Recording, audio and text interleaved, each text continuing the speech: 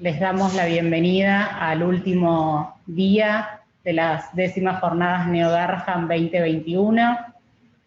Antes de comenzar, la verdad que queremos agradecerles a todos su participación y su interés, y también agradecer muy especialmente a nuestros compañeros que nos han acompañado en estos días y han permitido llevar adelante estas jornadas. Hoy vamos a presentar como coordinadora de mesa a la doctora Claudia Canizaro, que es jefa de clínica del área de terapia intensiva neonatal del Hospital Garrahan, muy conocida por ustedes, y un placer que nos acompañen. Gracias, Noé. Bueno, en primer lugar, agradecer a mis compañeros que son los que han dirigido a los directores de estas 10ª jornadas, porque me han dado el privilegio y el honor de coordinar esta mesa, que es la última mesa de estas jornadas. Hoy nos van a acompañar como secretario de la mesa el doctor Alejandro Legrino, que es fellow de neonatología del área de terapia intensiva neonatal. El primer encuentro del caso clínico lo protagonizan la doctora Belén Borgognoni, que es la jefa de residentes de neonatología del área, y el licenciado David Apaza, licenciado en enfermería, y también coordinó esta presentación del caso clínico la doctora Susana Gutiérrez, que es médica de planta, neonatóloga del área de terapia intensiva neonatal. Luego vamos a tener 2 conferencias. A continuación va a presentar su conferencia el doctor Santiago Laborde, que es cirujano plástico, jefe de clínica de cirugía plástica y quemados del Hospital Garrahan, y además es presidente de la Asociación Argentina de Quemaduras y miembro de la Comisión Directiva de la Asociación Argentina de Cicatrización de Heridas, y adjunto de la Cátedra de Cirugía Plástica de la Universidad del Salvador, entre otros cargos académicos muy reconocidos. Posteriormente va a estar presentando la charla de lesiones en piel y prevención y cuidados la licenciada Victoria Algorta, que es licenciada en enfermería de nuestra área, y a partir de ahí, luego que termine Victoria, hay un receso de unos 15 minutos para dar lugar posteriormente a las otras 2 charlas. Una es RASH en la unidad de cuidados intensivos neonatales de causa no infectológica, que lo va a presentar la doctora Jessica Otaño, que es médica neonatóloga del área de terapia intensiva neonatal, y posteriormente la última conferencia, que habla de fístulas enterocutáneas, diagnóstico y manejo de las mismas, que lo presenta la doctora Aixa Reumann, que es cirujana pediátrica del Hospital Garrahan, y además es docente de la carrera universitaria de especialidad en cirugía pediátrica de la UBA y miembro de la comisión directiva de la Asociación Civil Argentina de Cirugía Infantil, de Cirugía Pediátrica. Así que los vamos a dejar sin perder demasiado tiempo más con las conferencias, y al final de las mismas habrá unos pequeños minutos si queda espacio para algunas preguntas, y finalmente el cierre de las jornadas a cargo de los directores de estas jornadas. Así que muchas gracias y espero que lo disfruten.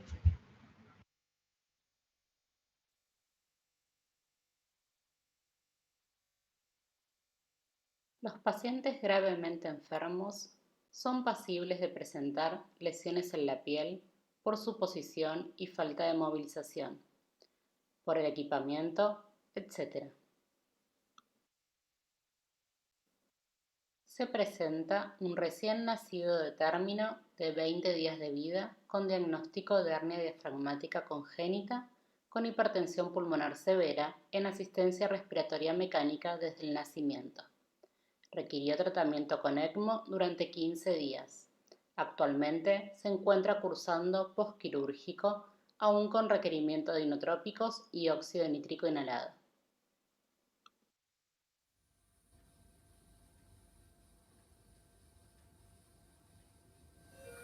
Está mejor, Mateo. Tiene los parámetros más estables. Sí, la verdad estoy re contenta con lo grave que estuvo, que esté así de bien. Está bárbaro. Un poco desmatizado nada más. ¿Es que lo vas estirando y lo ves en la espalda? Pero, aunque yo estoy así. No vemos, nos tiramos eso un ratito. Claro.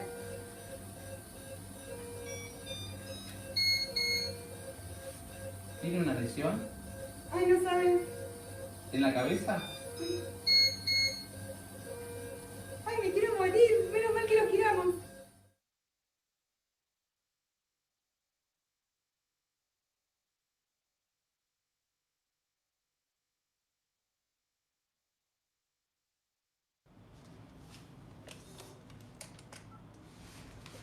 Hola, con cirugía plástica, por favor.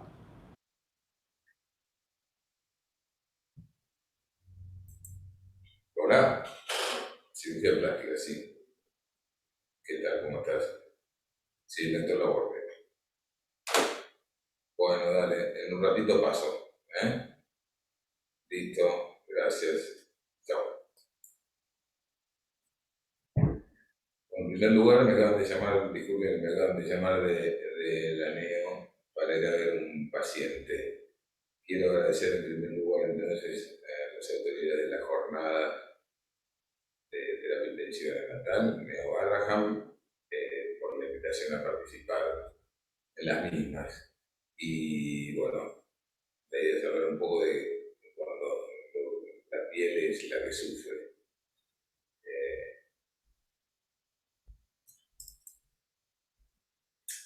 Después de la interconsulta, si bien uno tiene y se va imaginando ciertas posibilidades y no tiene datos previos, creo que antes de empezar a hablar del caso puntualmente que haya surgido para tener en consulta, digamos que es muy importante pensar cómo tratar una herida, ¿no? Y a veces resulta bastante difícil, o parece difícil de entender. Y se nos ocurren muchas preguntas, ¿no? ¿Cuándo piden interconsulta? Si hay infección, si todas las heridas son iguales, quién tiene que hacer ciertos procedimientos, la curación, el proceso más importante, dónde, con qué, cada cuánto. Entonces esas preguntas creo que nos tapan de alguna forma o conviene despejarlas como para hacer puntualmente hincapié en el cómo tratar una herida. Y para esto tenemos que saber que, como en tantas otras situaciones, no hay una sola forma de hacer las cosas bien. Suele pasar que en las interconsultas viene un cirujano y dice, pónganle tal cosa o tal otra, y al otro día viene otro y dice, no, cambiémosle, pongámosle otro tipo de curación. La realidad es que yo creo que en esto, que no hay una sola forma de hacer las cosas bien, no es que uno tenía la razón y el otro no. Eso sirve por ahí tal vez para un examen, donde el que pregunta quiere de alguna forma tener una respuesta puntual. Pero la verdad es que más allá de que haya muchas formas de hacer las cosas bien, creo que podríamos decir que hay una forma más adecuada. Y esa en realidad sería la que logre el cierre en el menor tiempo posible de la lesión, sin complicaciones y con un buen resultado estético y funcional en lo posible, ¿no? Entonces, nosotros podemos encontrar con muchísimas heridas y muchas variantes de ellas, y si tenemos que describirlas, incluso definirlas, no sería del todo fácil, porque la verdad es que uno debería dar una definición muy amplia por justamente la variedad que podemos encontrar. Podemos decir que es una pérdida de continuidad de la piel, de la estructura de la piel, o sea, la estructura normal de la piel, la que se menciona la epidermis, la dermis, con esa estructura normal, la alteración, la pérdida de esa continuidad, pero también puede afectar tejidos más profundos y eso a veces lo hace más complejo. Uno piensa entonces que heridas tan distintas, y se le podría decir que sin embargo tienen tanto en común, no solamente las heridas, sino distintas patologías que no tienen nada que ver con las heridas. ¿Qué pasa? Herida, para llegar a la epidemización o a la curación, se pone en juego en este trayecto una respuesta estereotipada, secuencial y progresiva de eventos que son automáticos, ¿no? Que el organismo lo pone en juego como un efecto dominó, un efecto o una acción desencadena una reacción y así sucesivamente. Estas fases de la cicatrización, esta secuencia de eventos son primero la fase inflamatoria, que tiene que ver si hay sangrado con o alteraciones a nivel vascular con la hemostasia, pero fundamentalmente determinada y caracterizada por signos inflamatorios. Luego una fase proliferativa, que es más anabólica, donde proliferan distintos grupos celulares, y estos grupos celulares, que son los fibroblastos, las células endoteliales y las células epiteliales, van a producir una colágeno, otra tejido de migración y otra duplicar esos queratinocitos de las células epiteliales para ir proliferando distintas estructuras y tratando de reducir el área cruenta o de cicatrizar propiamente la lesión. Y una tercera fase de remodelación, de contracción, donde se reduce el área, digamos, cruenta, que tiene que ver más tal vez con la cicatriz que con la herida. Las células y los protagonistas de la cicatrización en realidad son estos grupos celulares, son intravasculares, y son las plaquetas, como decimos al principio, pero después está el macrófago, que es el principal protagonista de toda la estructura, porque participa tanto en la fase inflamatoria, favoreciendo el desvidamiento de la herida, eliminando el tejido que no sirve mediante la utilización de distintas enzimas como la colagenasa, la elastasa y por fagocitosis también, pero también va a participar en la fase proliferativa, regulando la síntesis de matriz a través de la estimulación de fibroblastos. Y también en el reclutamiento y la activación de distintas células que tienen que ver con la defensa, con el efecto antimicrobiano. Es decir, que estas células son las que van a generar de alguna forma el empuje para lograr la cicatrización. No es una cuestión solamente de piel, sino que es una estructura general, digamos, una participación de células, que a veces tenemos que entender que un paciente no vaya a tener una buena cicatrización, o algún paciente con alteraciones en alguna de estas células, sea genética o temporal por alguna patología, puede llegar a tener una alteración, se ve reflejada esta alteración en una alteración en la cicatrización. Entonces, para entender un poquito qué es lo que vamos a ver, o qué es lo que nos podemos encontrar cuando vamos a hacer una interconsulta, cuando vamos a ver una herida, podemos encontrarnos una herida en una fase inflamatoria. La ruptura, la necrosis celular va a liberar factores intermedios de la inflamación que van a generar vasodilatación, aumento de la permeabilidad capilar, favoreciendo la participación de macrófagos, como decíamos, monocitos polimorfos, que van a encargarse de amplificar la respuesta inflamatoria, y los macrófagos van a tener esta función, que es la que vamos a tratar de alguna forma, nosotros llevar a cabo de una forma exógena. Un efecto antimicrobiano, como es el efecto de los macrófagos, de destruir bacterias y debridar la herida. Y también amplificar un poco más toda esta fase inflamatoria. Pero en esta primera fase, el objetivo es un efecto antimicrobiano y eliminar el tejido desvitalizado, debridar la herida.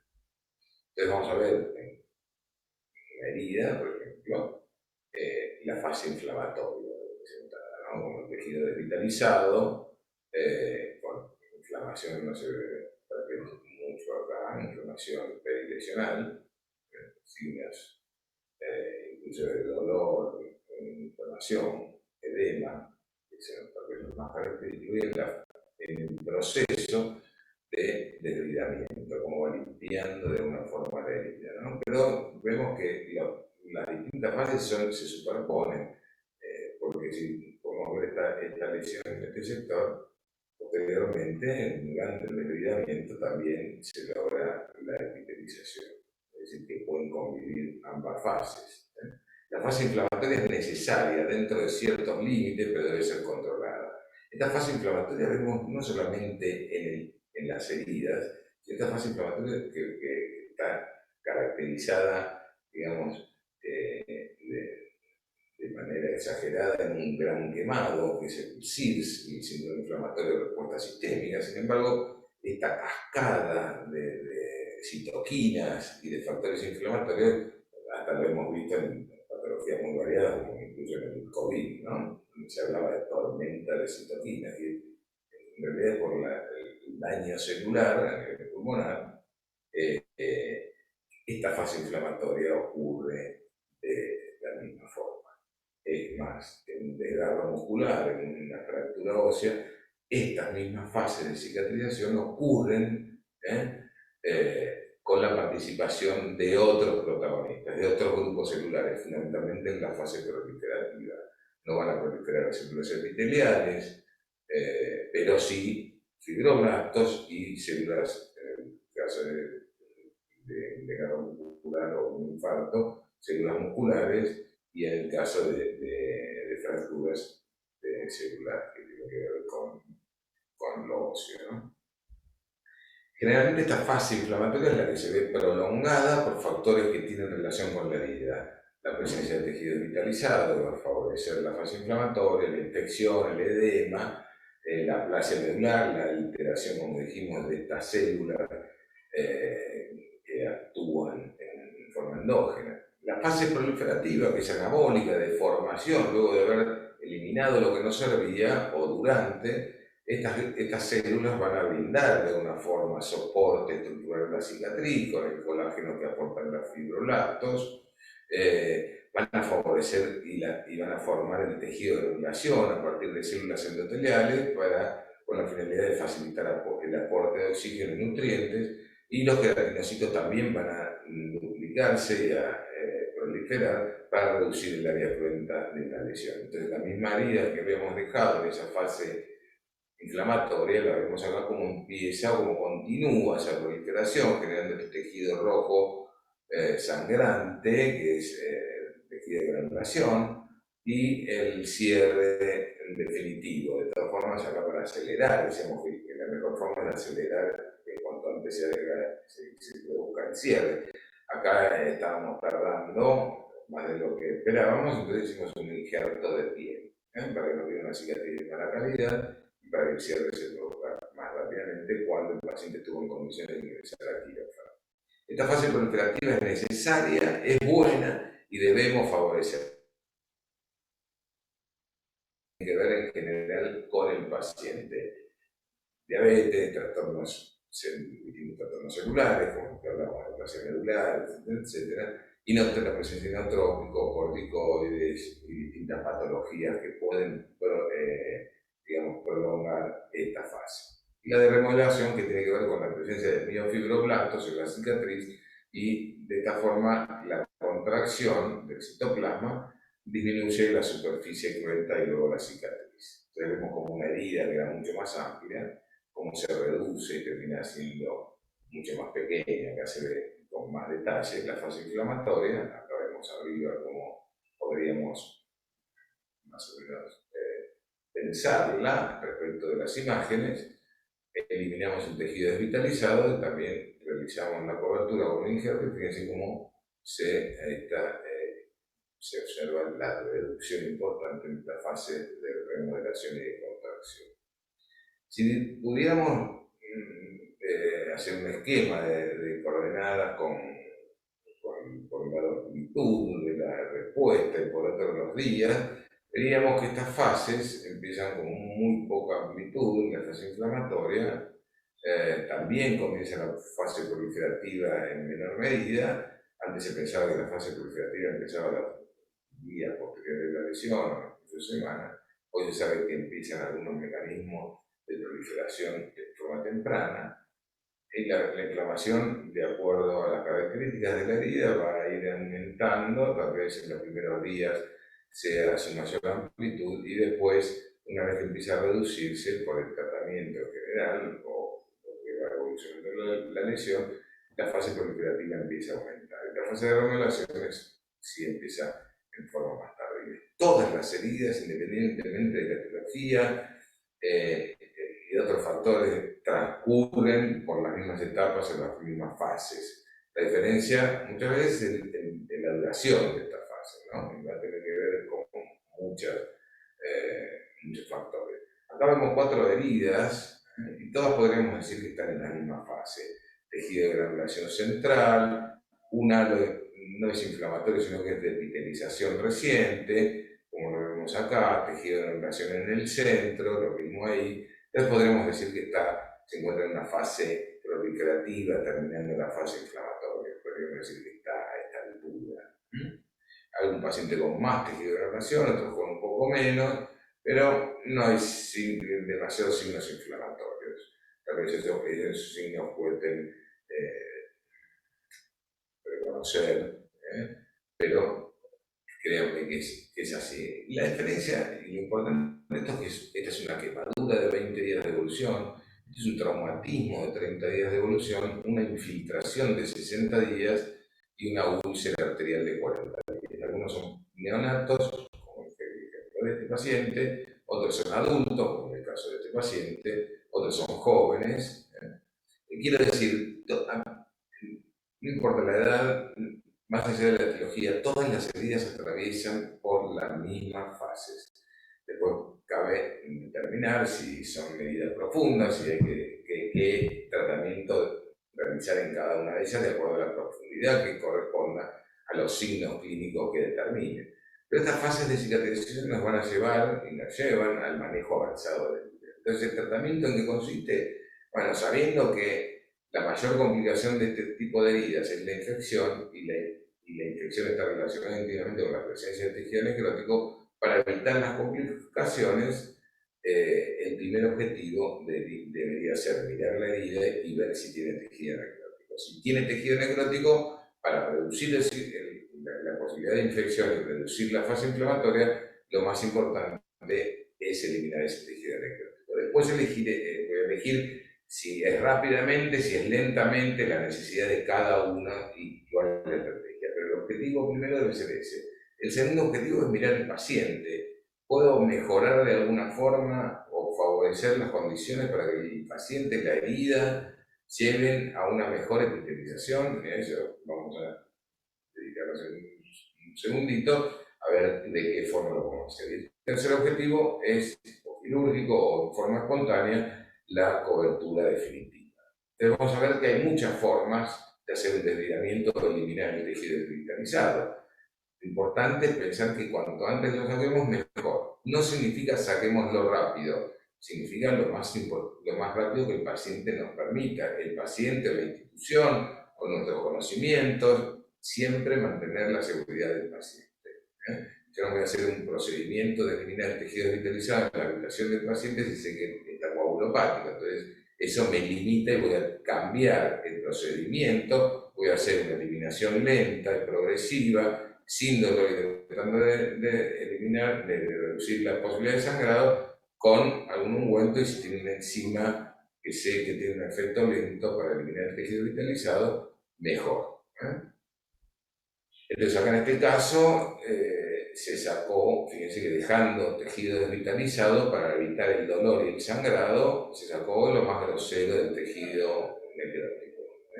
Y después se dejó que el desligamiento enzimático haga lo más delicado, que es mejor selectivo, que reconoce que puede eliminar y que no, y en forma lenta para evitar justamente esas complicaciones que decía. O podemos hacer un desligamiento mecánico, eliminar esta costra que era superficial, y 2 minutos después vemos cómo el tejido tiene buena vitalidad.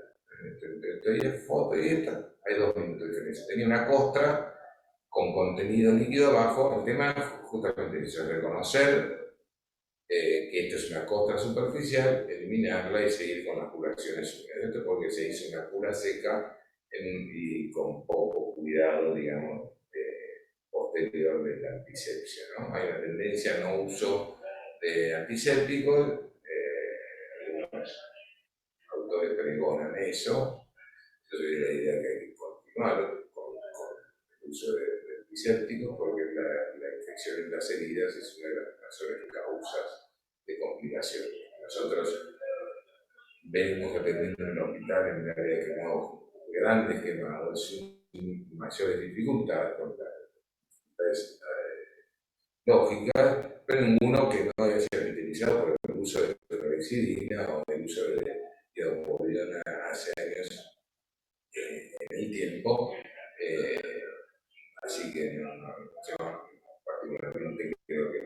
tasa de epitelización, sí es un estudio de laboratorio y que seguramente sea así, pero en vivo la necesidad de utilizar antisépticos a veces es más importante que el no utilizarlo y quedar libres a la posibilidad de la complicación. Entonces sí se puede hacer es utilizar un antiséptico y después enjuagarlo. Acá vemos el uso de diamante enzimático, como decíamos que lo importante, que es la colagenasa es la única que hay en el país,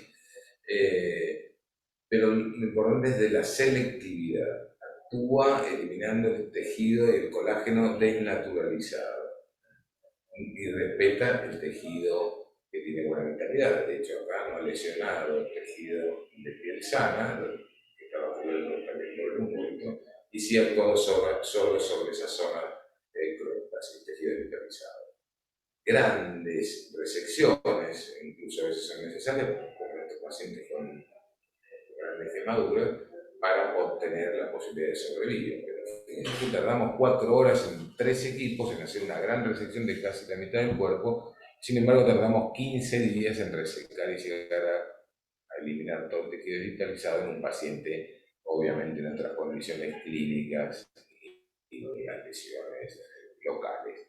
En algunos casos no es que hay que eliminar o hacer la cura húmeda, sino que es mandatorio y necesario hacer una cura seca, como vemos en estas zonas donde en general no tenemos definida la lesión, entonces conviene, si el paciente lo permite, esperar a la delimitación final de las lesiones, porque así vamos a poder conservar, como en este caso, mucho más tejido de lo que hubiéramos conservado si hubiéramos entrado al quirófano con este paciente para operarlo. Una de las principales dudas que quedan en tema de heridas en pacientes neonatos y pacientes pediátricos es la tendencia al tratamiento conservador, y esto son distintas alternativas, ¿no? Y se enfrentan entre el tratamiento conservador y el tratamiento activo. Y eso depende fundamentalmente de cuál, por ejemplo, de cuál es la urgencia en eliminar el tejido vitalizado. Este paciente que lo tuvimos hace poco en el servicio de neo, con signos clínicos de casi ingresando a la sepsis, y era evidente que podía llegar a tener complicaciones, el accionar debía ser rápido. Y así actuó. Tenía signos locales de infección, clínico también, y laboratorio, entonces hubo que hacer la resección y eliminar el tejido vitalizado, primer objetivo, en forma rápida, por más que el paciente clínicamente no estaba del todo bien, era necesario para lograr la mejoría ingresarlo a quirófano y resecar ese tejido, drenar el contenido que tenía en un área especial como es la cabeza, ¿no? Ahí vemos que el paciente estaba en plena fase inflamatoria, muy florida, y tenemos que reducir constantemente la fase inflamatoria para entrar lo antes posible en una fase proliferativa. Entonces resecamos, colocamos y buscamos como segundo objetivo mejorar las condiciones del paciente. Esto lo logramos con el sistema de presión negativa, y podemos ver que en poco tiempo poco tiempo para lo que era antiguamente, ¿no? Estos pacientes antiguamente teníamos mucho tiempo hasta poder lograr el cierre definitivo. Acá, incluso con mejorías funcionales, en 48 horas había mejorado muchísimo, y con la progresión del tiempo, en 1 mes y 10 días, el paciente ya estaba de alta, sin complicaciones, y con un mínimo injerto cobertura cutánea, que es el tercer objetivo, que es la cobertura definitiva. En este caso fue con un colgajo y con un injerto.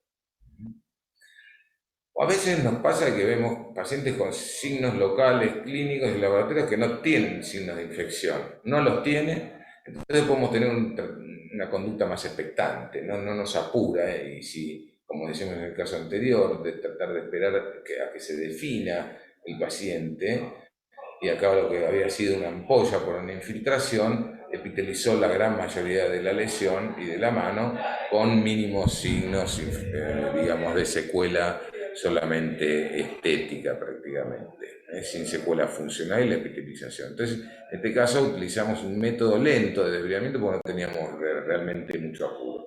El segundo objetivo, como decíamos, era eliminar factores que retrasan la epitelización y mejorar factores que favorecen la misma. Y acá va en tratar de reducir el edema, mejorar la perfusión del tejido, tratar la infección si la hay, reducir drogas inotrópicas, corticoides y mejorar factores que favorecen la epitelización, como ser brindar un ambiente propicio para la proliferación celular, la nutrición y el trabajo y el equipo multidisciplinario. Obviamente, este paciente, en esta situación clínica, con un gran edema, en la complicación, la cantidad de días que tenía, la evolución iba a ser realmente muy lenta. Cuando el paciente empezó a mejorar su condición, mejoró también incluso la herida.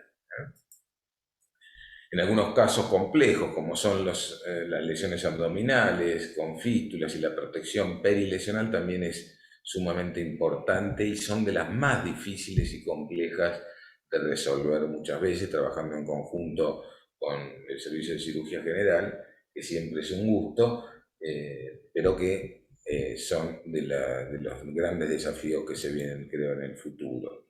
Y creo que la participación multidisciplinaria es fundamental. La utilización de presión, tanto presión positiva como en este caso como presión negativa, mejora generalmente la perfusión tisular, ya sea reduciendo el edema fundamentalmente, como vemos en esta foto, y el mejorar la perfusión hace que el oxígeno llegue mejor, que mejore la llegada de distintos grupos celulares necesarios para la resolución de la inflamación y para la proliferación de tejidos. Y el cierre de la lesión finalmente con algunas veces injertos de piel, otros con la cura espontánea, solamente acompañar y brindar un ambiente óptimo para que cierre y epitelice en lesiones más superficiales, o en otras profundas incluso poder hacerlo en tratamiento rápido. Esta lesión se dieron las condiciones para poder eliminarla rápidamente y cubrirla y cerrarla, ya incluso pensando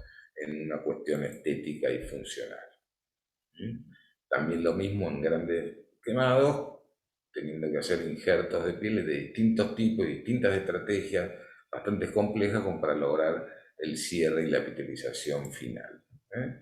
Y hoy en día, en los últimos avances que hemos hecho acá en el hospital, en el servicio de quemados, respecto de la cuestión quirúrgica, es pensar en las secuelas funcionales y estéticas de estos pacientes que antes se morían, hoy sobreviven desde hace un tiempo, entonces debemos brindarles una mejor calidad de vida. Y esto significa que desde el primer momento, en tiempos tempranos, hacer la cobertura no con un injerto, sino con un colgajo, no solamente para generarle y brindarle, reducir la cantidad de secuelas, brindarle una buena calidad de piel, sino también incluso para brindarle, en este caso, cuero cabelludo a una nena que iba a quedar con una alopecia importante, siendo muy pequeñita. Todos conocemos entonces que la piel del neonato es una piel especial, que es una piel fina, que absorbe más de lo habitual y que tiene una baja resistencia mecánica, que es una piel inmadura, que tiene cierta inestabilidad térmica. Entonces, en definitiva, esa piel inmadura con la habilidad clínica, susceptibilidad a la toxicidad y madurez de los sistemas inmunitarios, lleva a que uno tenga un poco de más cuidado con respecto a las heridas, ¿no? Pero tiene una gran ventaja ante esas desventajas de la piel del neonato, y es el alto poder de regeneración tisular. Acá tenemos, para ir finalizando ya, un caso de un paciente con una quemadura grave, y como para rápidamente contarles, este es un proceso que se hizo en quirófano: eliminar el tejido desvitalizado, brindar un ambiente óptimo, en este caso con piel cadavérica del banco de tejidos, y progresivamente ir cubriendo con la piel del mismo paciente, reemplazando esa piel cadavérica, más allá de la necesidad de mantenerlo en un control estricto en la terapia del aneo, ir cubriendo para concluir con el tercer objetivo, que es la cura definitiva. Puntos claves para la estrategia en sí es la resección precoz del tejido desvitalizado, la rápida cobertura, el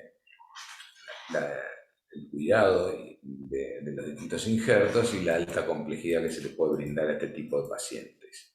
En la infiltración lo mismo, vemos una zona de duda, no estamos seguros, parecería que fuera un área de necrosis total, pero se ve un área central que se va definiendo con el tiempo, se va eliminando progresivamente el tejido desvitalizado, fase inflamatoria, fase proliferativa, y vemos cómo crece el tejido de anulación, la cura con desbridamiento enzimático sumado a un apósito, un hidrocoloide para darle mejor cobertura y favorecer el crecimiento del tejido de anulación hasta que el cierre de la herida se cae casi en su totalidad. Una úlcera por presión, que recuerdo en un recién nacido, parecía una lesión por presión intraútero, y que le fuimos dando el mismo tratamiento con la misma ideología en cuanto a eliminar el tejido desvitalizado, favorecer el buen estado de la lesión y después lograr el cierre definitivo lo más rápidamente posible. Incluso en pacientes con dehiscencia de sutura, contaminadas a veces y a veces solo con tejido desvitalizado, lo mismo. Con esas tres objetivos, después uno va eligiendo de acuerdo a la posibilidad.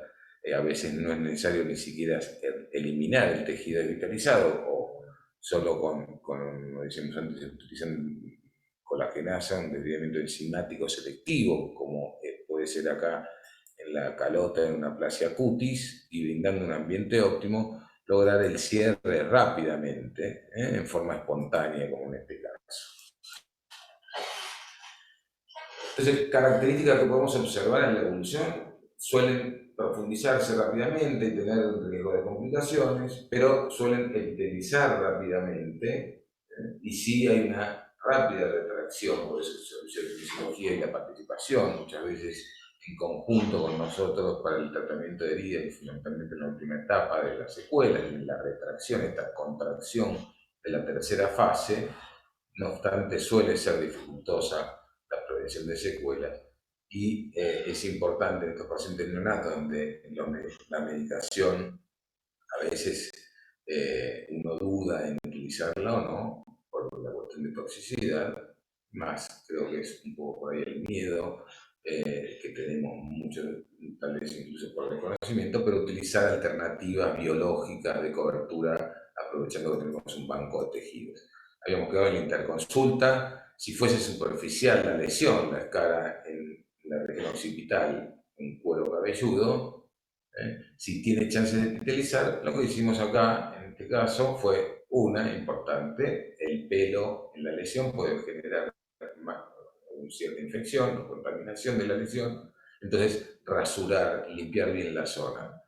Posteriormente, eliminar el tejido desvitalizado, evaluamos si había posibilidad de eliminarlo en la cama del paciente, si había chances, así lo hicimos, y después continuamos con curas oclusivas, hasta ir logrando, en este caso no era una lesión profunda, tenía chances de epitelizar espontáneamente o con un mínimo injerto de piel. En este caso vemos cómo logró la epitelización espontánea a otra paciente que tenía estas dos lesiones también en la región occipital, y si fuese profunda esa lesión que veíamos, llegado un momento donde se separa el tejido desvitalizado que tiene buena vitalidad, eliminamos esa escara y nos queda hueso expuesto, entonces ya el tratamiento debe ser distinto y en esas situaciones optamos muchas veces por hacer un cierre inmediato o programado, obviamente, con un avance o un colgajo de cuero cabelludo que en estos pacientes en general nos sobra piel para poder llegar con comodidad a cubrir la lesión. Esto depende a veces, lamentablemente, de la capacidad de tiempo que tengamos para hacerlo, de incluirlo en quirófano, pero es lo que se trata de hacer en casos que son un poco más complejos como estos. Les repito, y para finalizar, que no hay una sola forma de hacer las cosas bien, pero habría una que sería la forma más adecuada y es aquella que logre el cierre en el menor tiempo posible, sin complicaciones y si podemos, con un buen resultado estético y funcional. Les agradezco una vez más la atención y un abrazo grande para todos. La verdad que es un placer trabajar con ustedes. Muchas gracias.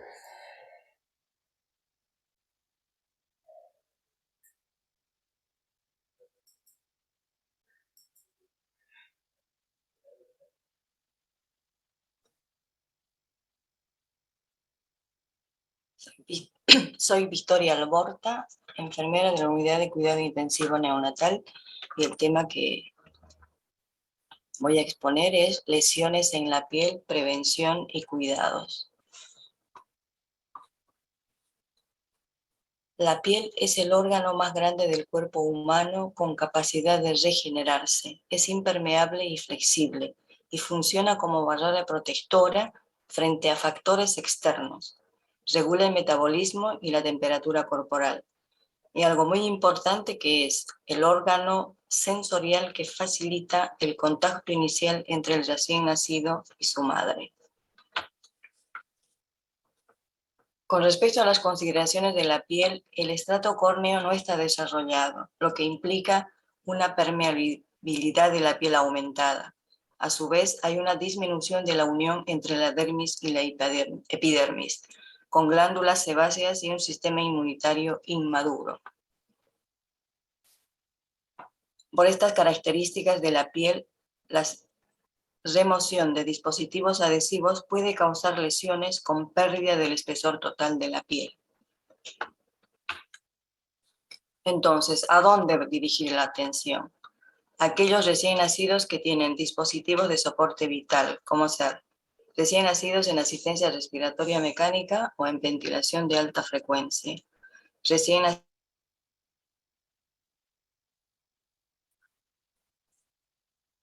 y uso de fármacos de pseudoanalgesia y drogas vasoactivas, aquellos recién nacidos postquirúrgicos portadores de ostomía, y también aquellos pacientes que tienen dispositivos médicos, como son la cánula traqueal, drenajes, sondas y sensores de saturación. Con respecto a las complicaciones potenciales, un recién nacido internado en la unidad de cuidado intensivo va a tener un diagnóstico y un tratamiento determinado, lo cual implica un tiempo que puede ser corto, mediano o prolongada evolución. Y durante este proceso de evolución puede presentar alguna complicación a nivel cutáneo, como son las dermatitis asociada a incontinencia por exposición a la humedad, lesión por presión por inmovilidad, lesión periostomal, lesión en piel por el uso de adhesivo médico, como son las MARSI, por sus siglas en inglés.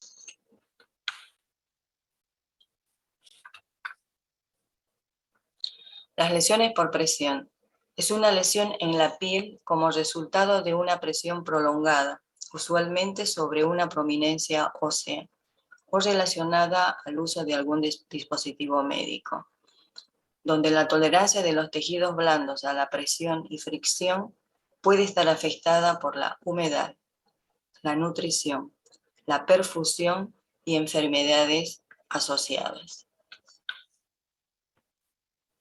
Con respecto a la etiología de la lesión por presión, vamos a mencionar que los mecanismos de presión y fricción sobre una determinada zona de la piel se interrumpe el flujo sanguíneo, produciendo una isquemia, con lo cual disminuye el aporte de oxígeno y nutrientes y aumenta los desechos metabólicos en el área afectada, lo que produce daño y destrucción tisular, dando como resultado entonces una úlcera por presión.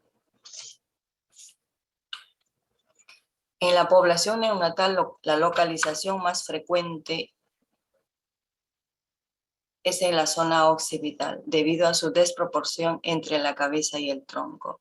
Otras zonas son las orejas en aquellos pacientes en tratamiento con ECMO y los pies por el uso de oximetría de pulso. Con respecto a la zona occipital, la presión se establece en un área pequeña.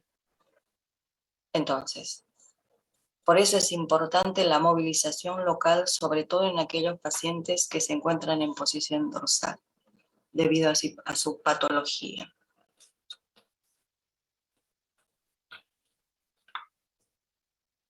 Entonces, como estrategia de prevención en este tipo de lesiones, la evidencia científica sugiere la implementación de evaluación de riesgo de lesiones, implementación de escalas de valoración de riesgo de lesiones por presión. En la población neonatal tenemos la escala de evaluación de riesgo de la piel, la NSRAS por sus siglas en inglés, y se aplica a recién nacidos de 0 a 30 días. Esta escala evalúa el riesgo de desarrollar lesiones por presión en base a 6 aspectos: la condición física general, el estado mental, la movilidad, la actividad, la nutrición y la humedad. Y clasifica a los neonatos en riesgo si la puntuación es igual o menor a 17 puntos.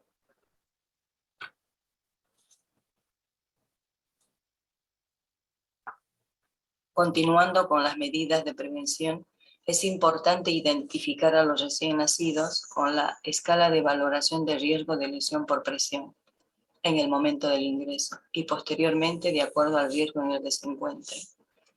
En cuanto a las medidas específicas en el manejo de la presión, los dos pilares fundamentales son la movilización y los cambios posturales, sobre todo la movilización local en la zona occipital. Se libera la presión y con esto se favorece la microcirculación. Y la rotación se debería realizar cada 2 o 3 horas. Otra medida a utilizar es el uso del apósito de espuma hidrofílica multicapa en la zona occipital. Lo que hace o la función de este apósito es la de redistribuir la presión. También se puede utilizar superficies especiales de apoyo como es el colchón de aire alternante.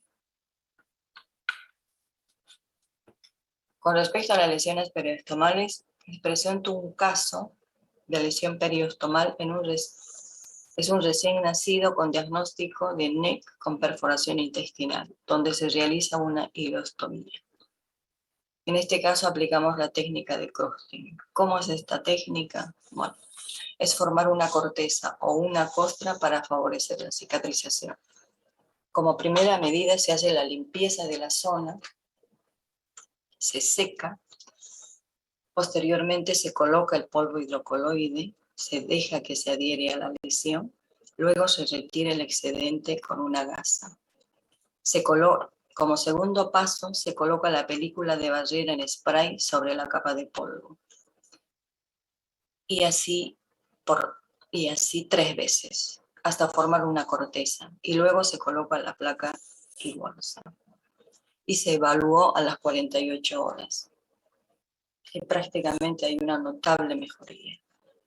E hicimos una segunda aplicación.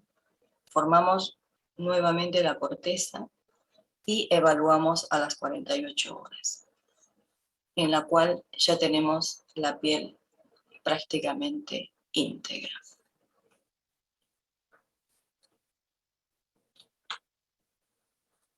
Con respecto a la prevención, lo importante es realizar la medición del diámetro del ostoma con la guía de medición. Y se traslada esta medición a la barrera cutánea. Se hace el recorte y se coloca como habitualmente lo hacemos. En el caso de no contar con esa guía de medición, lo que se puede hacer es, con una bolsa de polietileno de una sonda nasogástrica de la parte interna, se hace la medición con esa bolsa de polietileno y luego se traslada a la barrera cutánea, como dije anteriormente, se realiza el recorte y se coloca la placa y la bolsa de ostomía, como habitualmente se realiza. Esta medición del diámetro del ostoma evita la fuga del efluente. Y con esto evitamos la lesión periostomal.